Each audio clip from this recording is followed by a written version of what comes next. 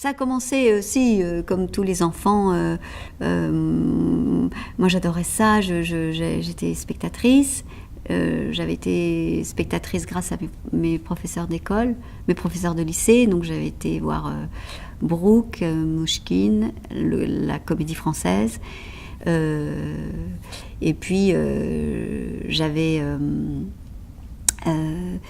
enfant, j'embêtais mes cousins et mes cousines pour monter des trucs et j'adorais ça, donc c'est dans l'enfance. Et puis, mais jamais je pouvais avoir la prétention de m'envisager actrice. Je n'aurais jamais rêvé à ça. Et puis à un moment, c'était tellement bien, je me suis dit tant pis. C'est un peu prétentieux. Je pense que j'y arriverai pas, mais c'est trop bien quoi, d'être sur un plateau. Je trouve ça tellement extraordinaire. J'ai pas résisté. Mon envie était plus forte que ma raison. Voilà, c'est un combat entre ma raison et mon envie. Ma raison me disait que j'y arriverais, enfin que c'était pas possible, j'avais pas les qualités. Et puis quand j'étais sur un plateau, j'étais tellement en vie que j'ai fait très peu de cours. Ma grande rencontre, c'est quand même celle que j'ai faite avec Antoine Vitez,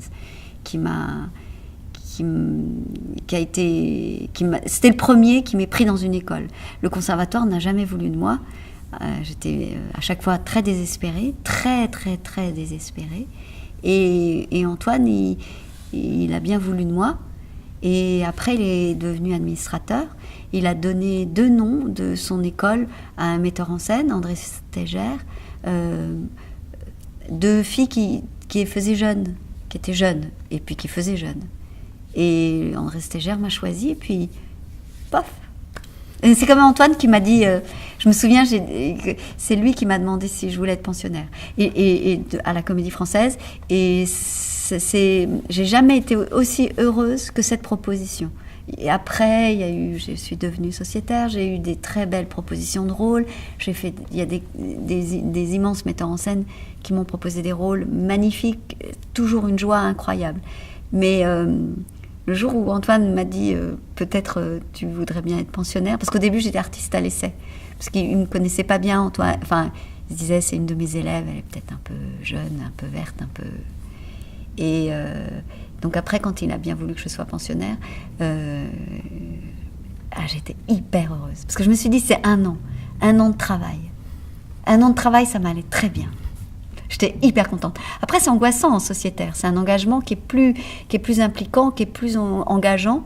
Et justement, moi, j'ai peur de perdre l'instant, de perdre la vérité du moment. Alors, si on est engagé pour plus longtemps, est-ce qu'on s'installe ? Vous savez, on peut danser toute une nuit quand on ne danse pas sur le même rythme et sur la même chanson. Et moi, j'ai la sensation que se reposer, c'est changer de fatigue.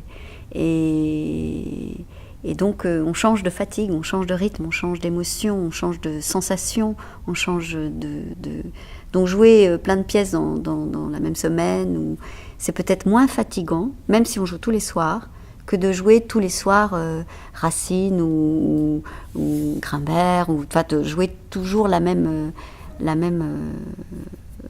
texte. Tout ce qu'on travaille en n'étant pas sur le plateau, ça apporte, une fois qu'on est sur le plateau, incroyablement, parce qu'on arrive plein de projets, plein d'envies.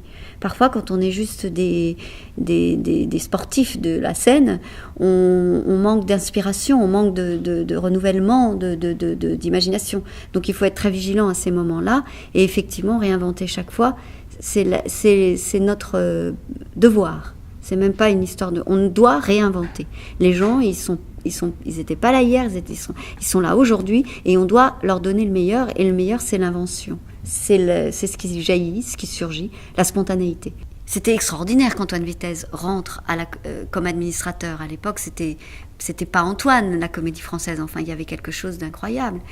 Et il avait accepté aussi, pour certainement d'autres raisons, mais celle que je lui avais entendu dire, il était tellement triste de ne pas avoir pu reprendre son soulier de satin parce que tous les acteurs étaient partis dans d'autres projets. Et il s'est dit, si je fais un autre spectacle que j'aime autant que ce soulier de satin, je pourrais le reprendre. Et je crois que l'idée de pouvoir reprendre un spectacle, ça, oui, ça c'est magnifique, ça. Voilà, ça. La troupe, c'est ça, c'est pouvoir approfondir une œuvre qui serait un spectacle œuvre, c'est-à-dire le beau texte et la belle mise en scène et la belle distribution, et on peut le reprendre, ça c'est incroyable.